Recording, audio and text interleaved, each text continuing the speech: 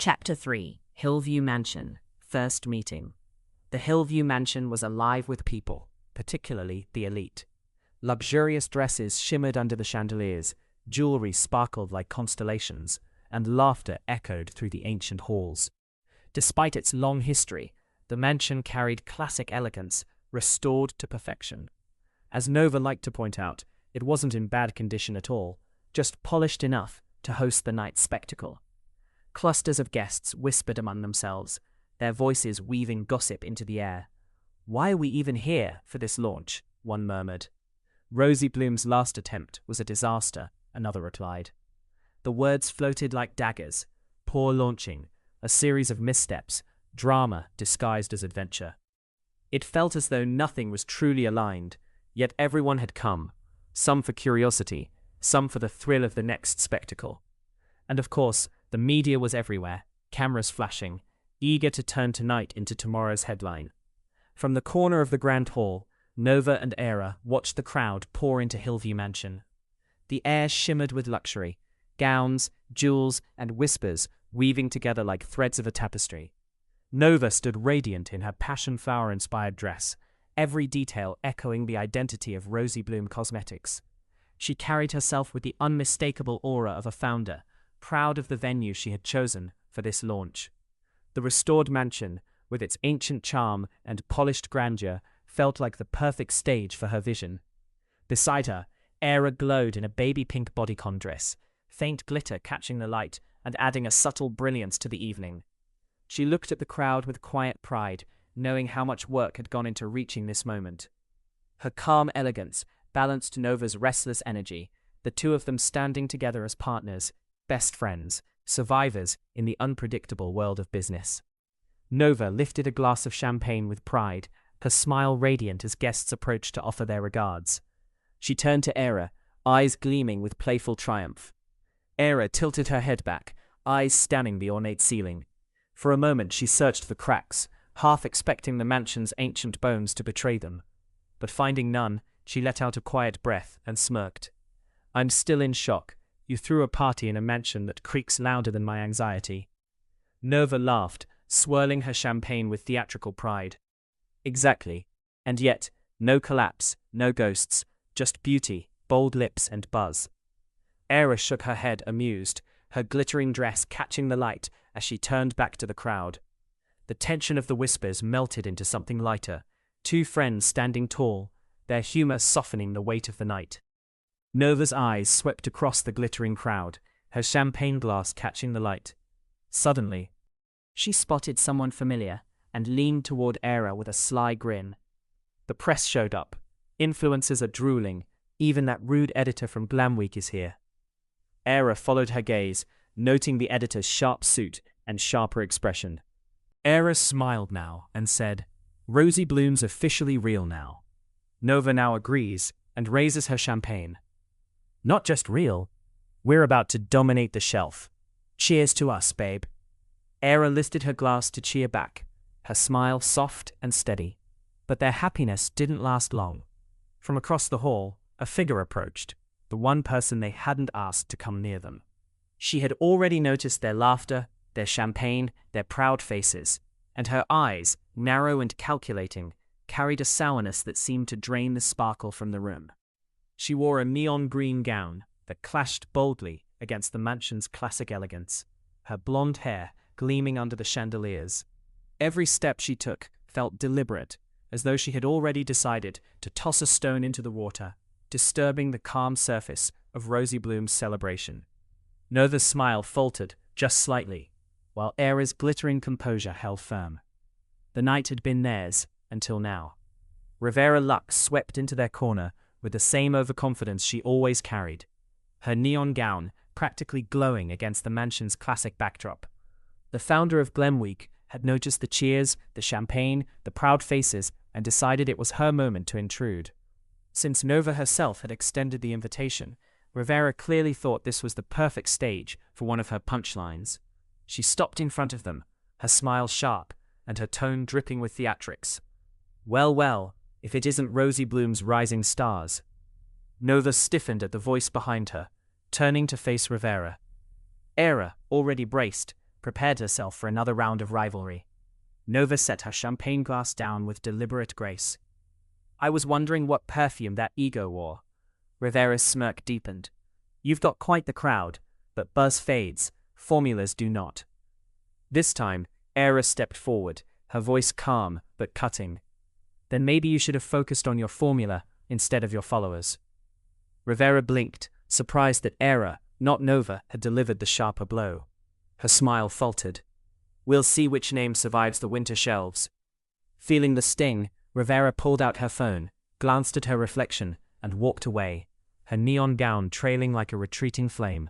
Nova exhaled, oddly satisfied. "She's threatened. That's almost flattering." Eira's lips curved into a sarcastic smile. If that was her version of a compliment, we're definitely winning. After Rivera left, the air shifted.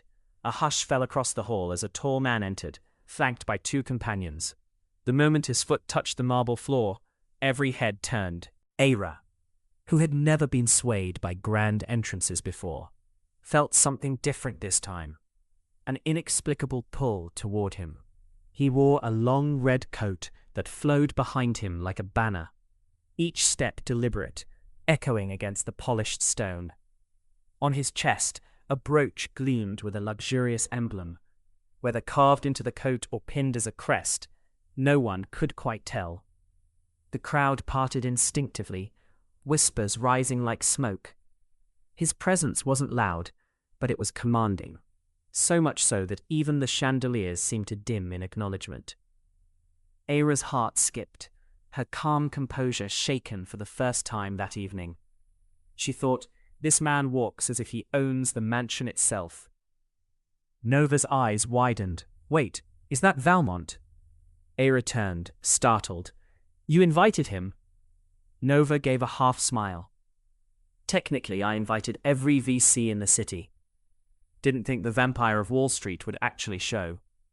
Before Eira could respond, a sudden sound echoed through the hall, sharp, resonant, like hooves striking marble.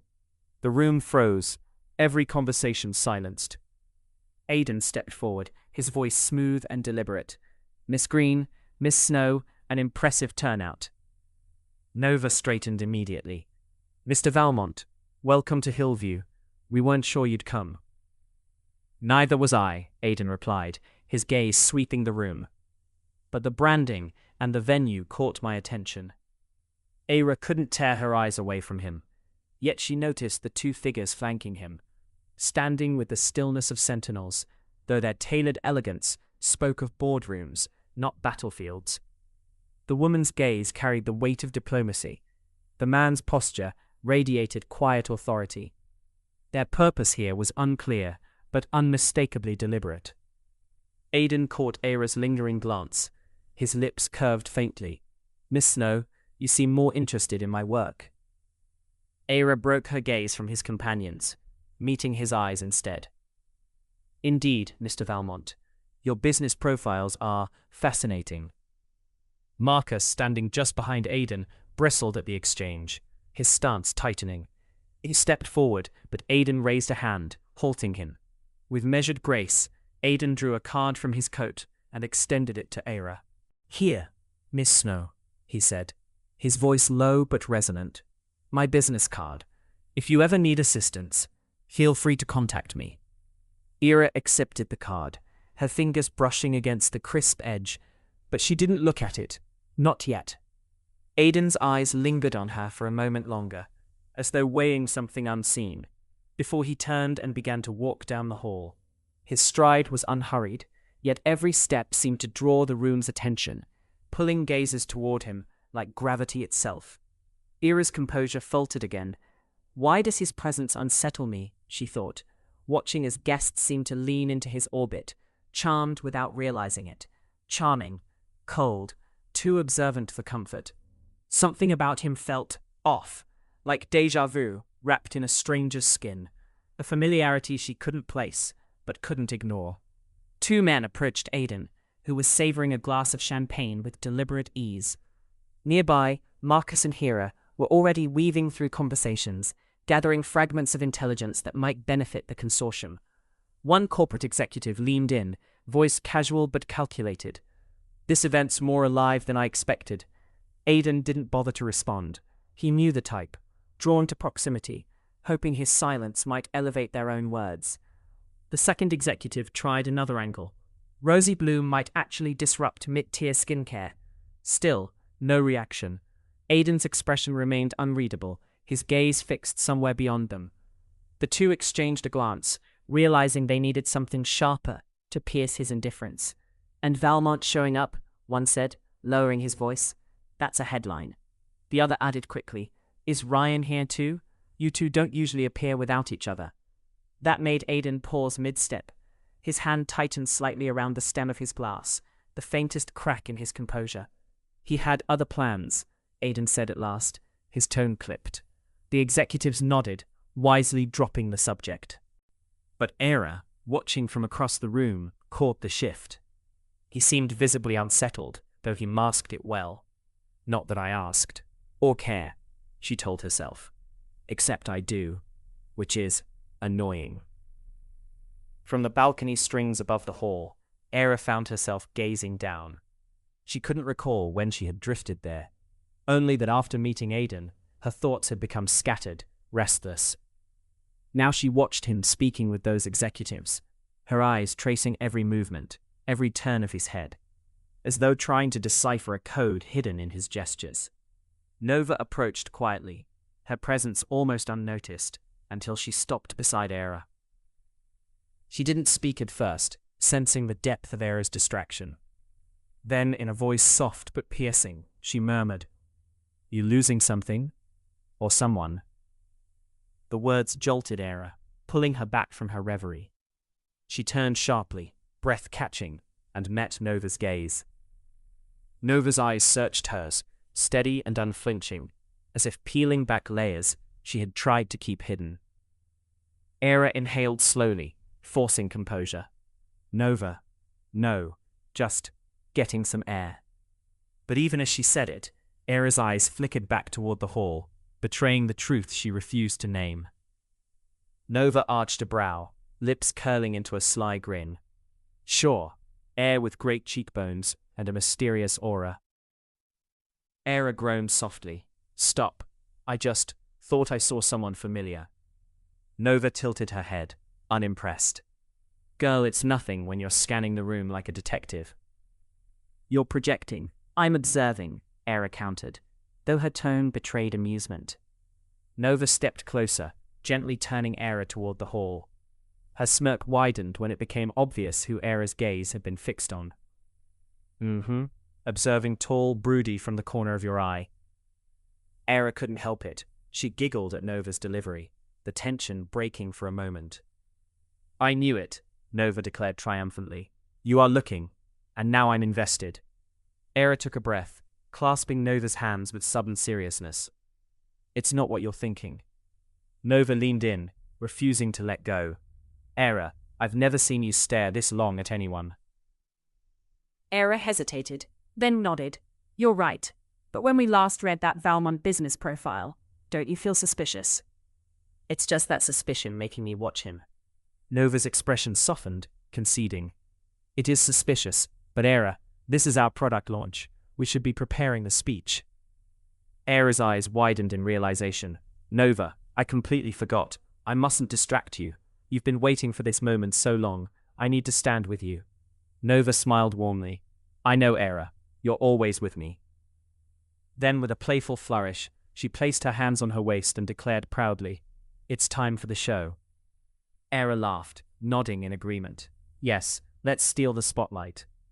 Author's note: I had such a blast writing this chapter. It's where the fun tension between mystery and comedy really starts to shine. Aidan Valmont's vibe is meant to feel both magnetic and a bit unsettling, while the playful banter between Nova and Eira keeps things warm and light-hearted. I wanted to capture how friendship can brighten even the most intimidating situations, and show that sometimes suspicion can look a lot like attraction. In the next chapter, we're jumping right into the product launch. Get ready for speeches, spotlights, and maybe even a few delightful surprises hiding in the crowd.